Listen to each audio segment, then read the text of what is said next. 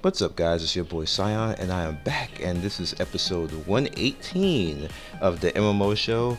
We have a lot of fun week after week with this show, and as always, if you like the channel and like this video, please like and subscribe and share it with your friends. It helps out a lot.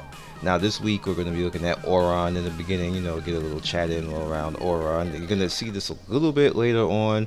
This game is pretty good. I want to play a little bit into it more before I make a video on it.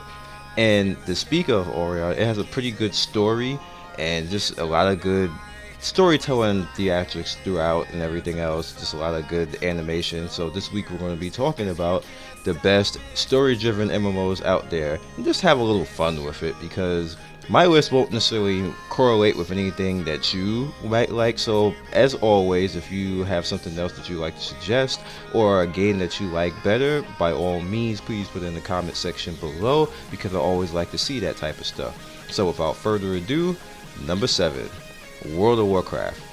Now, World of Warcraft, I know some people probably be like, why is this number 7 so far away? Granted, this has some of the best story out there, but it got kind of dated, and you can kind of see it, and the way that they have story and just keep bringing back story, and we'd already read the books, we have things that people have done as far as fan fiction and maybe mishinimas and stuff like that. So it got to the point where Warcraft kind of just got dated in story too, which is unfortunate and not the company's fault. But with that said, I can't put it any higher compared to the other games on this list, because it's just is what it is. Now, granted, I will be coming back for the expansion, to keep saying, because somebody needs to explain to me how the hell we're gonna all be running around here with Ashbringers. Like, really, Blizzard? Seriously? Gotta explain. Number 6, Star Trek Online.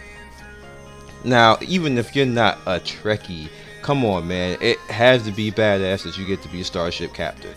It just is, even if you're not a Trekkie. Now, I have a lot of fun in this game as far as storyline wise. I always come back and play the story stuff, and then after the story stuff is over, I usually just go right back to not playing the game anymore, which is unfortunate and not Star Trek's fault, but is what it is. I just come for the story. Once I get done with the story and get my little loot and everything else, have my little fun, I'm out, because ain't nobody trying to do ground combat. I mean, like, I'll do the space combat right here, but that ground combat, nah, man, that needs an overhaul, and it just has never gotten an overhaul. And as you can see, I always make my characters based off of people that, like, you don't really know who they are, but they're people in my life, and it's just fun to have like your friends and your family, and that's like your crew, and you just run around being badass. It's pretty cool. Number 5, Elder Scrolls Online.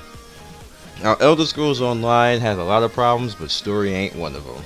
I know that's kind of cliche, but they have a lot of good writing in this game. There's a lot of good plots and twists, even just like the little minor stuff that has voice acting and stories that you go through. You kind of feel like that you're in Skyrim, and that's what they really needed all along. They just need to find a way to bottle more of Skyrim, or just make Skyrim online multiplayer. Like, that's what they should have kind of did from the beginning, but they kind of didn't. And then when this came out, everybody, man, this ain't Skyrim online, and then everybody kind of like raged out and didn't give it a shot. But the stories are still good in this game.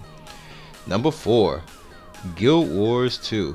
Now, Guild Wars 2, 1 through 4 can flip-flop. And you know how it can flip-flop? Whenever a new patch or expansion comes out in any one of these games, 1 through 4, they can immediately go to the top. Guild Wars 2 used to be the top, and if you had asked me this last year, I would have said Guild Wars 2 is at the top. Now, what happened this time around in this expansion is the story got a little bit drab, in my opinion. Kind of didn't make any sense. There's not as many, twists and turns and things that make you like, what the, like, last year it was lesbians, and just lesbians alone was like, wow. And yeah, so when like just that stuff alone, like this year, I'm just kind of like, I kind of drag myself on to try to play and do whatever I can.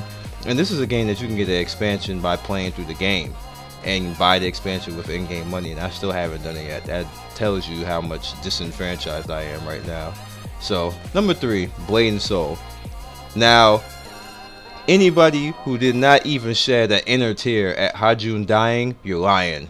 You just are. That was effed up. I'm saying you thought you had a friend, and then it was like, nope, you ain't got no friend. He's dead.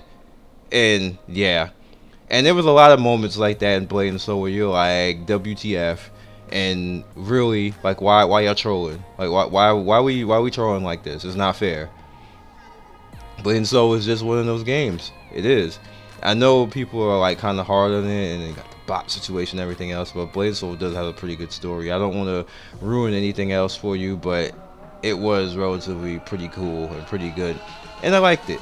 So, with that said, Blade and Soul deserves to be at number 3. It can't get any higher than that, and it could be number 1 depending on what storyline comes out, and we find out what's good with Mushin. Hint, hint. Number 2. Final Fantasy XIV. So I know people are like, well, what the F if this is number 2, who's number 1? You're gonna see in a bit. But Final Fantasy XIV, as being a Square Enix game, you just know that this is a Square Enix game. Always has good story. Well, never mind, I'll take that back. They don't always have good story, but this is definitely one of them. They have done a good job with MMO writing, especially considering that this MMO was dead at one point, and they just brought it back, and the storyline was just impactful on top of that. I feel it. It's worth it. It's worth having fun, and it's just one of those things that when you play this game, you feel just awesome. Like, look at that. Look at that dramas that happen right there. You just get dramas right here already. Just get trolling all the way around. Like, what have you done? What have you done? Anyway, number 1. Secret World. Now, some people probably saw this coming, because Secret World is one of those games that it just has very good story. It's so much fun. You just get the gist of it, like just everything. Like, you just feel like a part of this world, even though you know you can't really stop anything from happening. But when you're playing along with it, it's kind of like, you know, I'm in there, man. I'm Illuminati. I'm badass. I'm not even paying attention to what the Illuminati want me to do. Which is, in this particular quest, she was kind of talking ish because you kind of didn't do what you were supposed to do. But this is just one of those games where you just like, I don't give a F if you don't care. I don't give a F. I'm gonna do what I want to do anyway. This is a type of game like that. It makes you feel a part of everything. It makes you feel like, damn, you know, I don't care about going along the storyline's way. I just want to see what stuff is out there. Let me find out how the Boogeyman came about, which sucked. Let me find out about how the Candyman came out, which sucked even more. Let me find out where the crows came from, the Children of the Corn, Freddy, Chucky, freaking the chick who got burned up in the fire, Carrie. Like, let me find out about all of that and get my ass scared off and have some fun.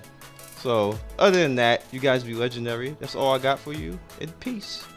Appreciate everybody who stops by and watches my channel. So if you'd like to see more of my videos, you can click the top right end card and see more of my videos on the playlist, or you can click the bottom right and subscribe to the channel. Once again, one love, and thanks for stopping by. Peace.